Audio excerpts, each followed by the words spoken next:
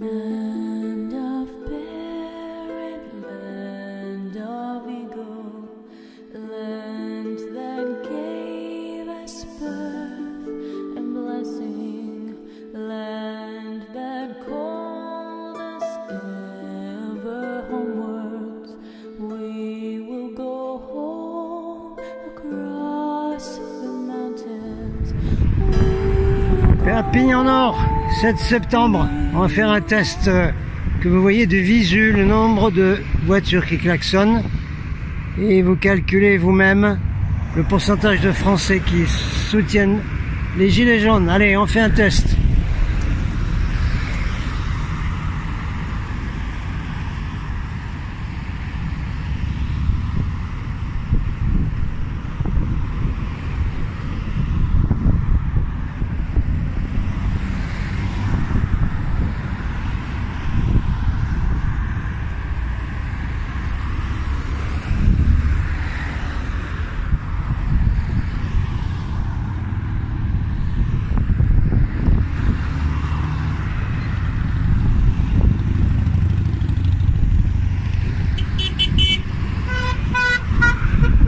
Deux sur combien? Bah sur 20, si c'est pas plus. Souvent les motards, ils font signe. Celui-là, il a pas fait. Les motards, c'est 2 sur 3, en général, hein, qui font signe. Les voitures, bah, il faut attendre longtemps, hein.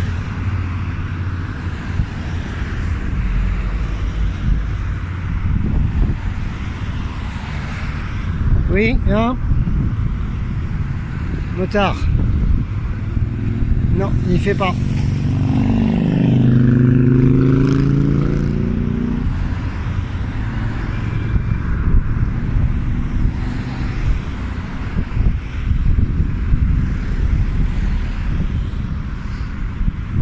Vous voyez, ça fait à peu près 1 sur 10. Hein. Si vous comparez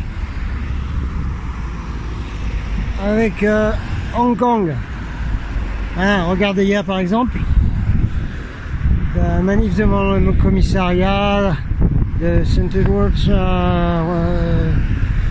la rue Saint-Edward, les manifestants laissaient passer les voitures et quasiment toutes les voitures qui passaient klaxonnaient pour soutenir les manifestants à Hong Kong.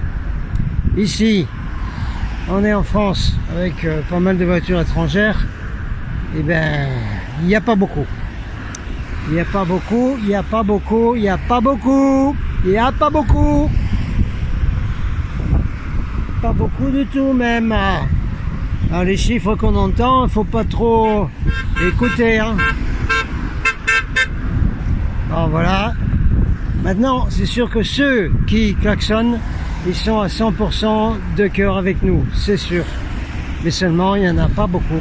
Il n'y en a pas assez. D'accord? Prenez ça en considération.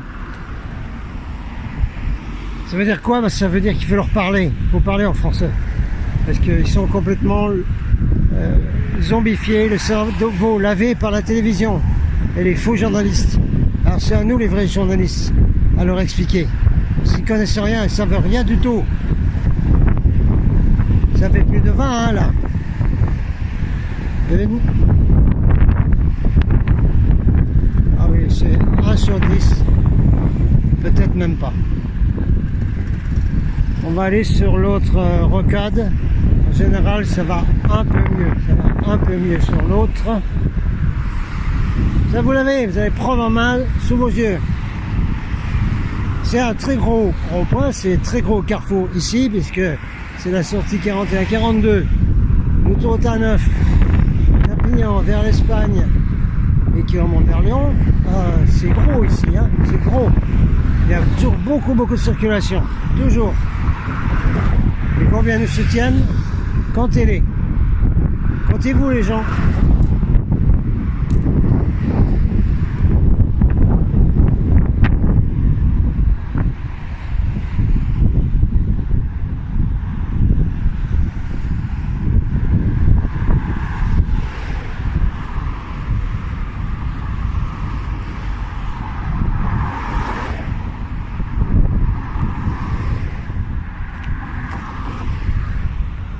On a remarqué également que un signe ici, 1 sur 10. On a remarqué, camion c'est souvent. Ah, celui-là il ne connaît pas. On a remarqué aussi que de plus en plus, ce qu'on ne voyait pas avant, il y a des gens qui nous font des signes méchants. Hein, et qui nous... ça c'est bon, qui nous gueulent dessus. C'est souvent. Donc c'est quelque chose de nouveau. Il y a des Français qui commencent à faire monter en eux-mêmes la haine contre les gilets jaunes. Hein, et qui nous gueulent dessus. Bien sûr, ils ne sont jamais capables de s'arrêter pour venir nous donner leur avis. Évidemment, jamais. Hein, ils n'auront jamais ce courage. C'est curieux, sur ce petit rocade, il y a plus de gens qui nous saluent.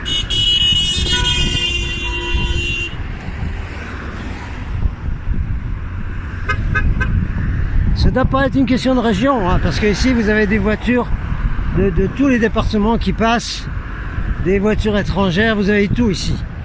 Donc c'est un très bon calcul de taux pour savoir combien de gens soutiennent le mouvement des gilets jaunes. Et faites la correspondance comparée avec ce qui se passe à Hong Kong. On a maintenant des Français qui font des reportages à Hong Kong, une vidéo, trouvez-les.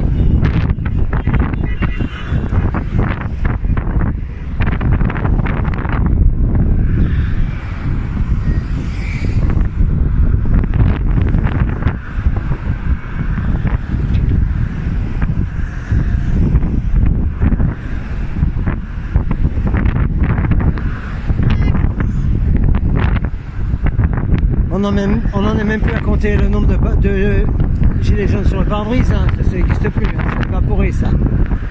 Maintenant ce qu'on est obligé de compter, c'est les gens qui nous voient et qui nous font un signe de fraternité, d'amour, de soutien, etc. Voilà, là c'est bien. Ça vous donne une idée quoi. Allez, on va retourner au rond-point.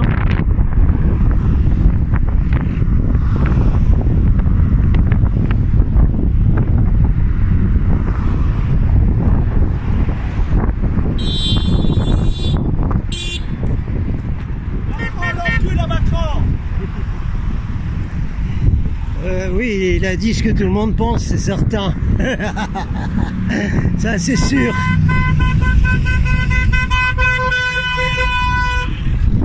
Et il y a beaucoup plus de monde ici. Beaucoup plus. On ne sait pas pourquoi. Parce qu'ils arrivent sur le rond-point, peut-être ils voient mieux quand même.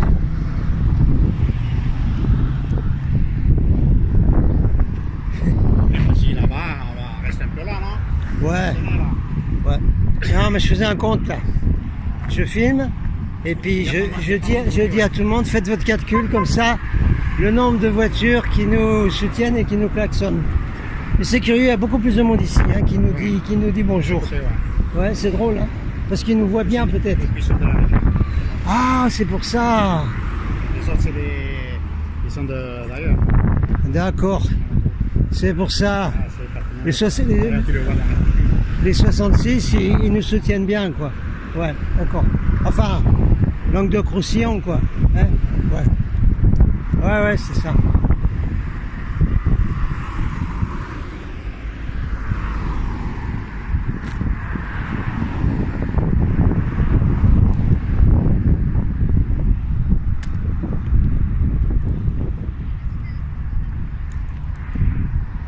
Donc voilà, c'était...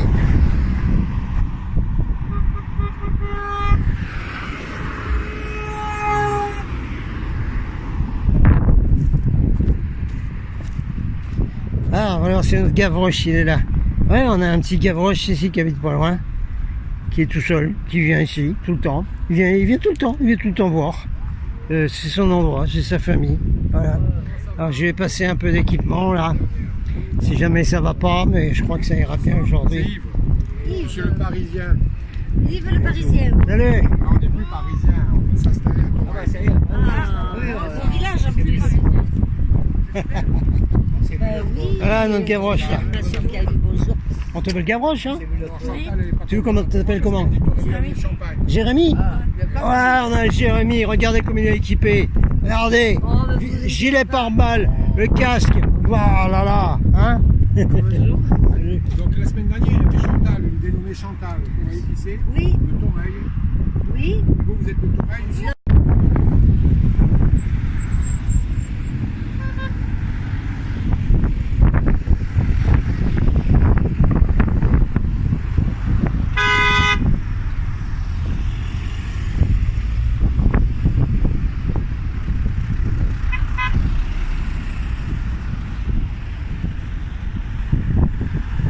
Oui, c'est ça, c'est la région Roussillon, Languedoc qui klaxonne le plus.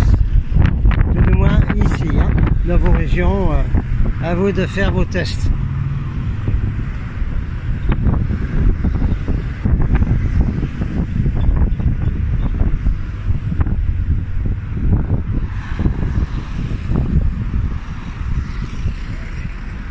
Bon, dans les infos aujourd'hui, il y a beaucoup de gens, c'est pour ça que le rond-point est vide, hein. Beaucoup de gens sont allés soit à Montpellier, soit à Perpignan. Et à Perpignan, c'était une action conjointe. Eh bien, Gilets jaunes, Black Bloc. Alors, vous connaissez mon avis sur le Black Bloc. Je ne le redonnerai pas. Regardez mes vidéos. Hein? Peut-être que c'est des gens courageux, mais quand on est dans un mouvement de liberté, de fraternité et d'amour, on fait tout avec amour. Et la violence ne fait pas partie de l'amour, c'est tout, point barre. Alors ce qu'on va faire aussi, étant donné que ça barde gravement à Hong Kong, on va faire un parallèle entre les manifestations des Gilets jaunes et les manifestations des Hongkongais. On va essayer de voir les parallèles, pourquoi en ce moment, et est-ce qu'on peut lier les deux, quelles sont les fréquences qui peuvent être liées dans les deux. C'est vraiment à voir ça. Et regardez donc les manifs de Hong Kong, hein, vous les trouvez maintenant, hein, sur Facebook, sur les Gilets jaunes live en direct, sur YouTube, vous cherchez, vous tapez Hong Kong manifestation, vous le trouvez. Hein. Il y a même un Français qui fait maintenant les commentaires là-bas, sur place, en live. Et il y a également un Australien ou un gars qui fait en anglais. Pas mal non plus, pas mal non plus. Allez voir ça, il faut absolument que vous sachiez ce qui se passe à Hong Kong. Hein. Hyper important. Allez, on va laisser passer les voitures. Sinon, on resterait comme ça pendant des heures à compter que on a 10-15% de Français qui sont à fond avec les Gilets jaunes, la famille humaine. Voilà.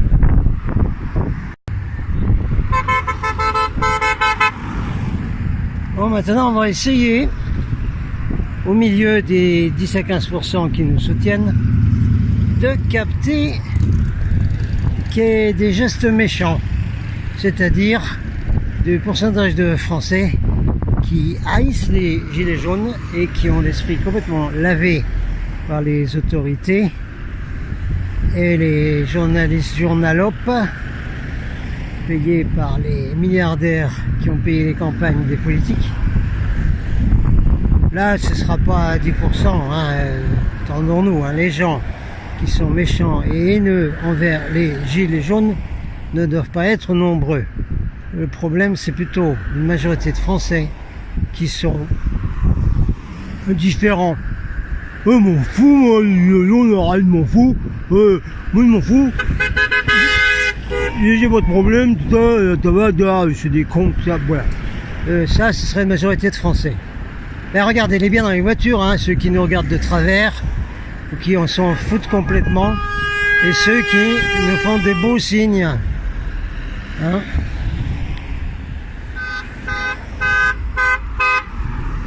On attend toujours le méchant, ou que c'est le méchant loup. Allez, il n'y a pas un méchant loup par là. Allez, allez. On voudrait voir un méchant loup. Faut pas dire loup. Les loups, c'est des animaux merveilleux. on ne devrait pas faire des comparaisons avec les loups, avec les moutons, ou avec les bœufs. Il faut arrêter ça hein, dans la langue française. On a bien d'autres expressions hein, entre les humains, supposés humains. Allez, allez! Quelqu'un qui est contre nous là, manifestez-vous là. Allez, allez, quelqu'un qui gueule là, allez. Ah, bah maintenant qu'on en veut, on va en trouver. Bravo.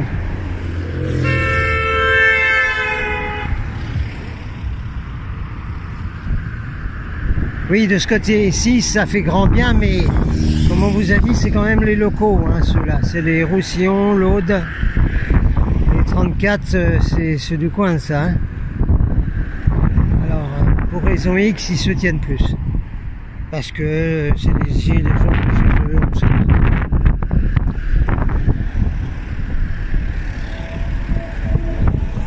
On continue le test jusqu'à ce qu'on en capte un.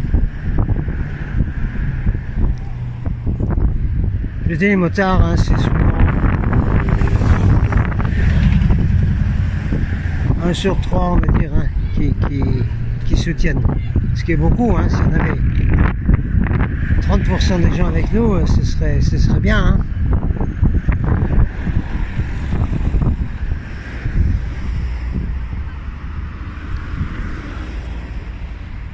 V de la victoire, alors soit c'est le V de la victoire, soit c'est un gentil geste de la main, soit c'est le point levé en signe de combat, mais toujours avec une fréquence, une énergie d'amour qu'on nous envoie. Hein, quand vous faites ça, mais faites-le, vous verrez. Faites-le, vous recevez en pleine poire de belles énergies qui viennent de ces gens-là, qui sont des humains, qui nous soutiennent. Et toujours des grands sourires. Et nous envoie de l'amour, quoi. Il n'y a pas d'erreur.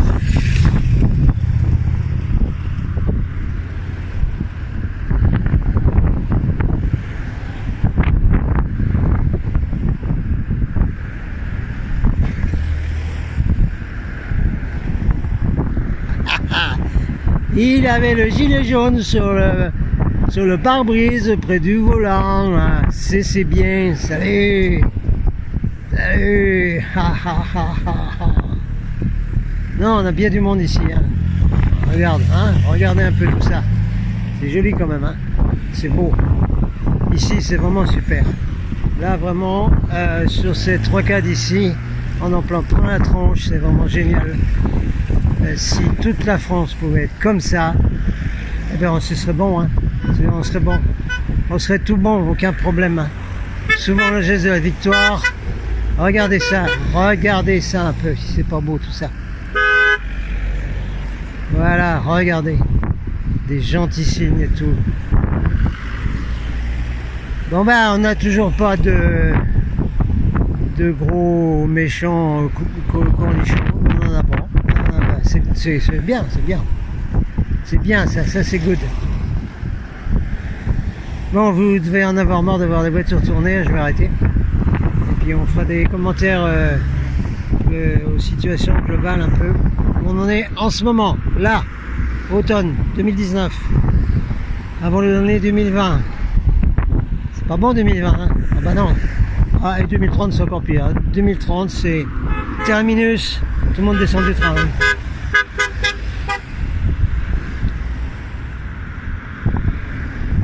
Allez, on s'arrête là. Encore un sur le jaune sur le pare-brise et on arrête pour le moment.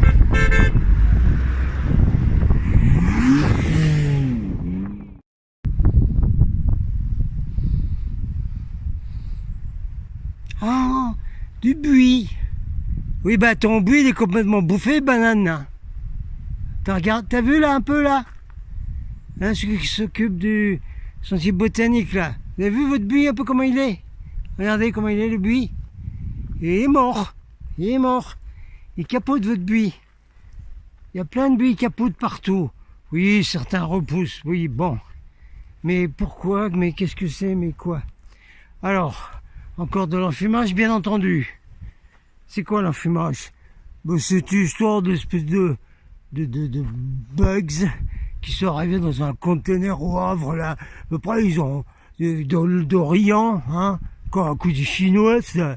hein, et puis après, ils ont envahi la France entière dedans, hein, puis ils ont fusillé complet les beaux jardins royaux là de Saint-Germain, de je sais plus où, et puis tout le buis des châteaux cathares, et boum, tout ça capote. Oui, alors, c'est quoi ce délire? Non mais excusez du peu, le buis, c'est un arbuste extrêmement solide. Le bois du buis, on l'utilisait pour faire des choses extrêmement dures. Je sais pas moi, des objets très durs, c'est un arbuste très résistant. Alors pourquoi il meurt là? Pourquoi il est mort avec une espèce d'insecte à la moelle-noeil là? Qu'est-ce que c'est ça? Ben, c'est simple. Étudier la biodynamie de Rudolf Steiner et tout ça. Demander à des gens qui font du bio, à ceux qui sont pas trop les pieds dans la boue là, puis qui regardent même pas les chemtrails. Bon, mais demandez donc à quelques-uns. Mais quand une plante est attaquée par des parasites, c'est quoi ça? Ben, ils vous répondront tous. Eh ben mais que ce soit pour les légumes, les arbustes ou les arbres, ben, c'est parce que la plante elle est malade, elle est affaiblie. Et si elle est affaiblie, eh ben, elle peut se faire tuer par des parasites. Voilà. Mais ça veut dire quoi ça? Eh ben ça veut dire que l'explication la plus probable, c'est que le buis,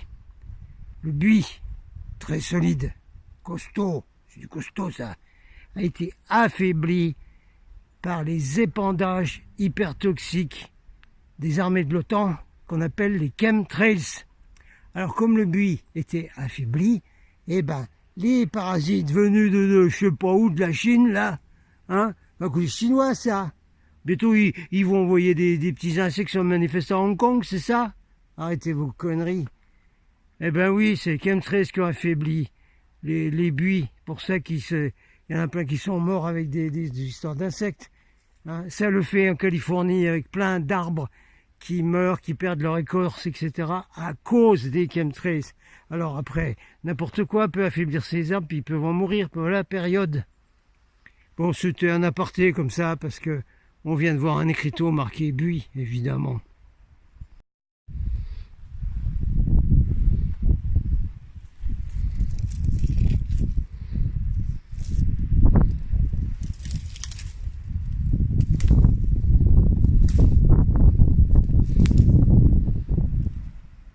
Oui, jusqu'à ce qu'il n'y ait plus rien. Oui, c'est ça, comme dans ma vidéo précédente, exactement. Exactement ça.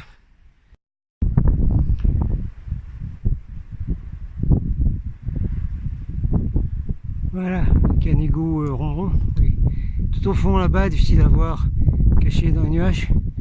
Ah ben c'est bien ça, hein, les Gigi du boulot qui ont l'initiative le 14 de partir à 5 h du matin, de monter au sommet du Canigou, 2784 mètres, et d'allumer une grande flamme de l'espoir qu'on verrait de partout. Ah ben voilà, une initiative positive. Là, ça c'est bien.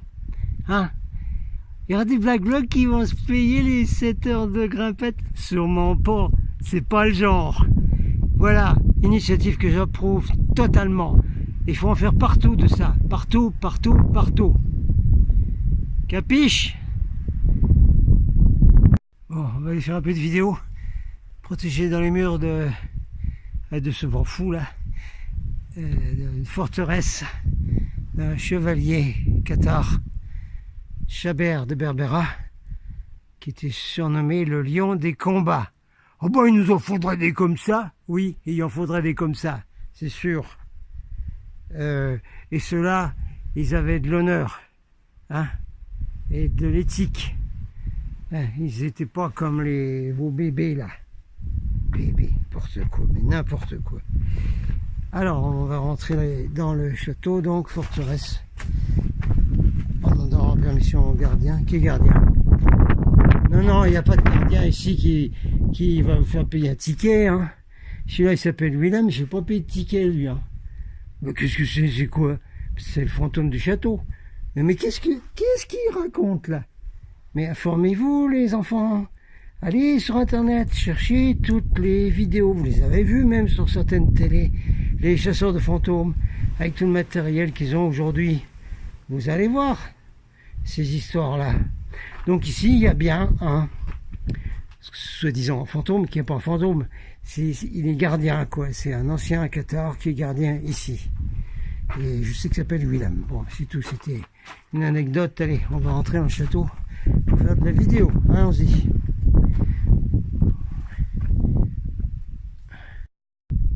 Il y a un arbre qui pousse en plein milieu ici. C'est un symbole que la vie continue toujours, que la mort n'existe pas. Et bien oui, ben regardez aussi tous les livres de Moody sur les NDE, tous les récits de NDE, y compris des stars, des artistes qu'on connaît, on ne les nommera pas. Hein. Vous savez bien que la mort n'existe pas et que si on claque, ben on n'est pas mort derrière. Hein. Vous voyez un peu, encore une fois, regardez donc les vidéos sur les fantômes du champ de bataille de Gettysburg. Vous verrez qu'on ne meurt pas. Allez, on va aller faire la vidéo. Ah, il faut trouver un coin abrité du vent. Bah oui, pour le micro. Hein. Ah ben, peut-être par là au milieu des buis. Quels buis? Ben, les buis qui sont tous morts là. Ouais, ah ben oui, oui. Attendez, on va bien trouver. Bon, c'est pas grave, de toute façon. Hein. La planète est en train de muter, puis c'est tout. Tout ça, ça revivra un jour. Voilà, c'est tout.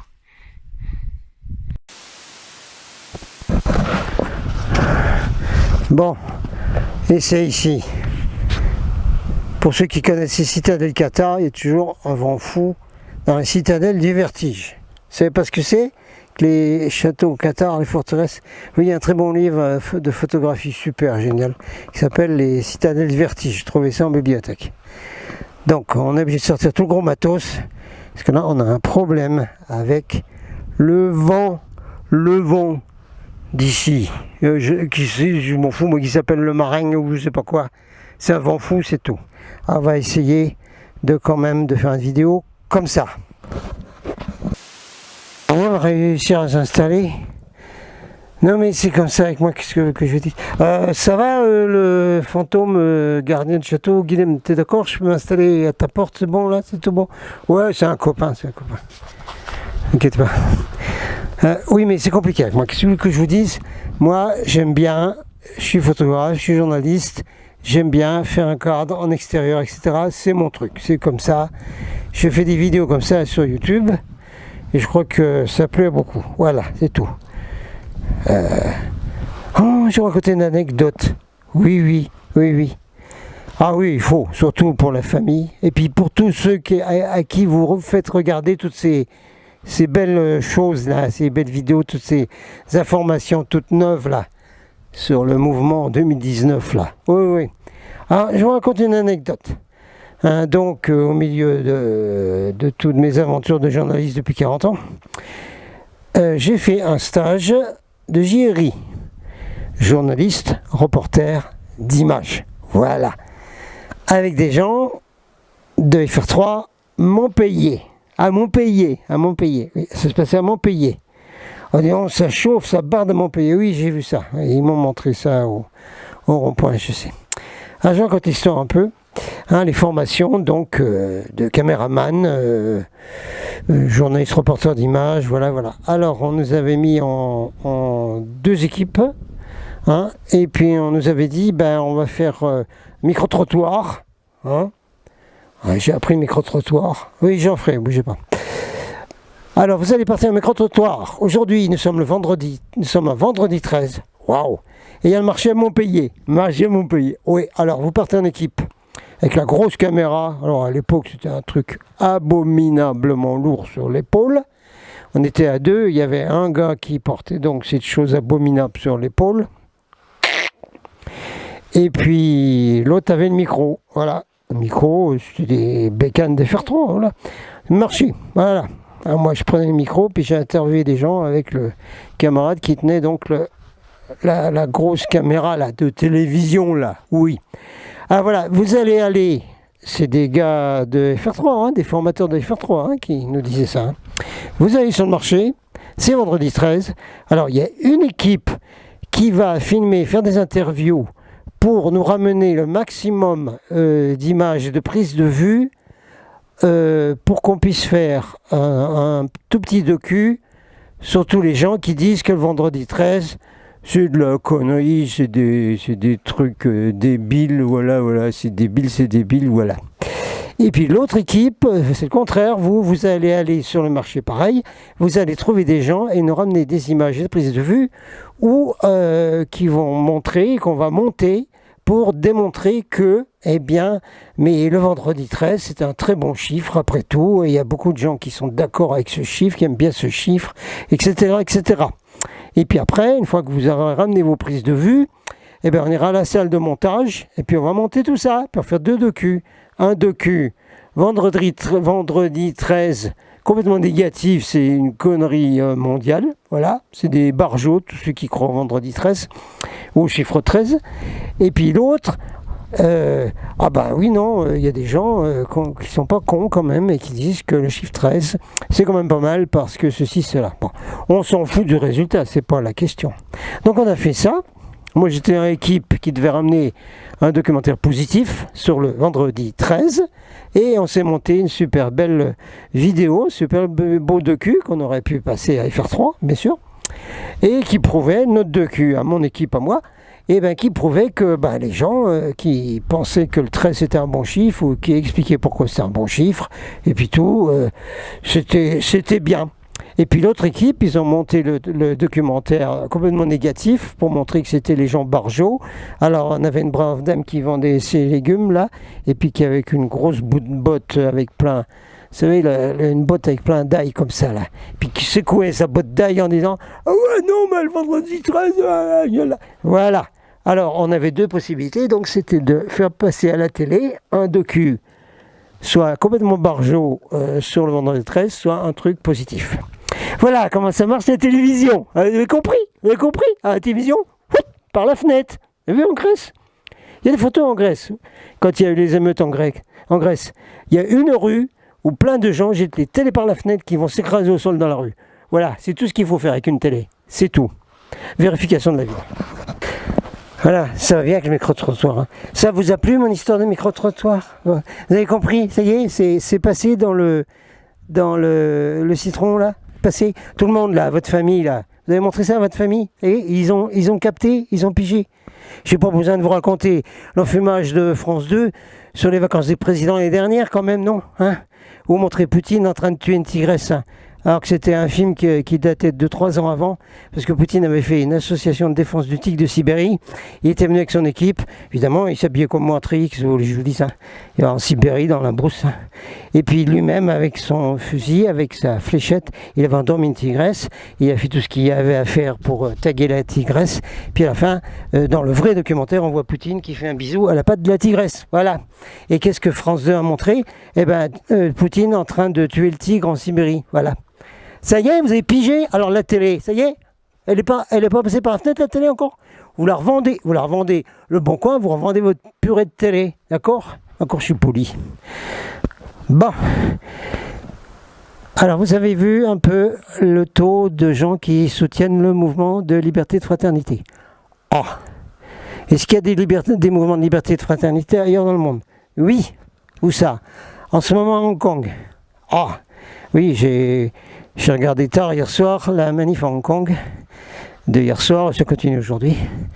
Oui, parce que les manifestants pensent que certains d'entre eux ont été tués samedi dernier dans l'attaque d'une station de train, là, c'est leur métro à eux. Et puis, donc comme les autorités et la police ne veulent pas donner les vidéos de surveillance qui existent, hein, elles marchaient. Donc beaucoup de manifestants à Hong Kong pensent que ceux qui sont portés disparus ont été tués. Voilà, c'est tout. Donc on ne sait pas, point d'interrogation, hein, en tant que journaliste, on ne sait pas.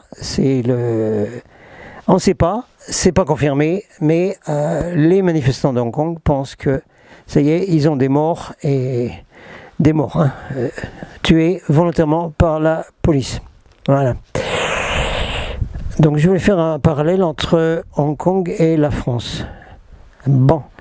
Alors vous avez vu, je regarde là les voitures qui passent et les gens qui nous font des bons signes fraternels, d'amour, avec des bonnes énergies qui nous arrivent. Et puis tout plein d'autres qui passent là avec... on croit que c'est des robots qui conduisent les voitures, des espèces de zombies. Là. Voilà. Il y a tellement de différence entre les deux façons de s'exprimer qu'on se pose la question. Quelle question? Ah ben voilà, la question. Je voulais donner des citations. Voilà. Alors, les citations en avant. Vous savez que j'aime bien les citations. Alors, on va prendre dans l'ordre les citations les plus culturelles, les plus intellectuelles, les plus, je sais rien moi. Vous savez, comme tous ces gens qui parlent comme ça. Donc, on va prendre la plus facile au début. Une que j'aime beaucoup, beaucoup, beaucoup. C'est une actrice française qui, je crois que c'était l'année dernière, enfin, juste avant qu'elle transite, vous savez, les NDE, tout ça. Juste avant qu'elle transite, elle avait déclaré cette phrase superbe, absolument superbe. Elle avait dit, c'est ce qu'on appelle la grande sauterelle, vous savez. Je vais me rappeler son nom. Hein. Oh, c'est pas vrai. Oh, oui. Bon. Ah, j'ai un trou. Mince, va falloir couper. Ok. Donc, je reprends mes citations, là. Alors, la première citation est d'une actrice française qui s'appelle Mireille Darc, qu'on a tous bien aimé dans des tas de films super, hein, avec Lino et tout ça, des super trucs. Et Mireille Darc, pas longtemps avant de transiter vers un monde meilleur, puisqu'on ne meurt pas, avait eu cette phrase extraordinaire que j'aime beaucoup. Elle avait dit « Il y a beaucoup de gens sur la Terre, mais ils ne savent pas qu'ils sont morts. » Ah, j'adore cette citation, elle va bien avec l'impression que je vous ai donnée sur les gens qui conduisent les voitures. Là. Deuxième citation, elle vient d'un groupe de musiciens Lakota, indiens d'Amérique du Nord, qui s'appelle Brûlé, dans un concert, hein, et un des membres du groupe qui est un Lakota 100%, hein, avant de commencer donc une chanson absolument extraordinaire. Bon, je vous la mettrai un jour dans une vidéo, on remettra ce concert dans une vidéo. Il avait simplement dit, bon voilà, moi il faut que je vous dise quelque chose, parce que mon grand-père, Lakota, donc un ancien Lakota, je savais que chez les Indiens, les anciens, c'est sacré, et on les écoute et tout. Il dit, ce Lakota dit, voilà, mon grand-père m'a dit un jour, tu sais fils, enfin, comme ça, sur la terre, il y a beaucoup de monde, mais seulement une poignée sont des humains. Elle est bien celle-là aussi. Ah, elle est bien celle-là. Ça fait réfléchir dans le citron. Oui. Et troisième citation, ben, j'essaierai de la remettre en photo parce que on a la photo. Et d'un philosophe grec, Aristote, n'est-ce pas, qui a dit exactement la même chose. C'est pas vrai. Oui, autant des Grecs anciens. Ah, c'était avancé, hein. Ah ben plus que maintenant. Aristote a dit beaucoup de gens qui marchent sur la terre en guise d'humains, ou que l'on voit comme des humains, ne sont pas des humains. Voilà. Je vous mettrai la photo avec la citation. Donc ça aide un peu à comprendre déjà. Alors, est-ce qu'il y a beaucoup d'humains qui sont en route en ce moment vers un monde meilleur ou vers quelque chose? À Hong Kong, on dirait quand même. Hein, on dirait quand même. Parce que vous avez vu, si vous regardez les manifestations, allez-y, hein, il y a même un Français qui fait les commentaires en français. Vous avez un commentaire très très bien en anglais. Cherchez sur YouTube manifestation Hong Kong commissariat, vous allez tomber dessus. Et dans ces manifestations d'hier soir, de cette nuit, qui dure encore aujourd'hui, on entend dans les haut-parleurs, parce qu'ils fonctionnent avec des haut-parleurs dans les rues, On entend la police, une espèce de type comme un négociateur qui explique aux manifestants oui, non, mais c'est pas bien parce que de toute façon, les gens de Hong Kong, ils n'aiment pas ce que vous faites et ils ne sont pas pour les manifestations, ils ne sont pas avec vous, etc. Enfin, là, vous voyez un peu la propagande qu'on essaye de mettre. Donc, si la police essaye de mettre cette propagande, ça veut dire que la population de Hong Kong soutient à fond les manivelles, les manifestants. Tous ces jeunes de Hong Kong, vous avez même des jeunes filles de 15 ans qui sont en première ligne avec les parapluies là, pour protéger les autres, c'est extraordinaire ça. Rapport avec la France, une question de stratégie et de tactique, c'est certain. Et puis d'essayer de réveiller les gens et de leur faire comprendre pourquoi on se bat. Oui, parce que les Hongkongais, ils ont bien fait passer le message. Ils n'ont que 5 revendications. Regardez toutes ces vidéos, vous les retrouverez. Hein. Mais ils se battent pour la liberté, et c'est clairement mis. Hein. La liberté ou la mort, carrément. Hein, les panneaux des manifestants. Ils se battent pour la liberté. Entre eux, il y a une fraternité absolument extraordinaire. Hein. Les gens leur mettent de l'argent pour acheter leur billet de train de métro pour qu'ils ne soient pas identifiés.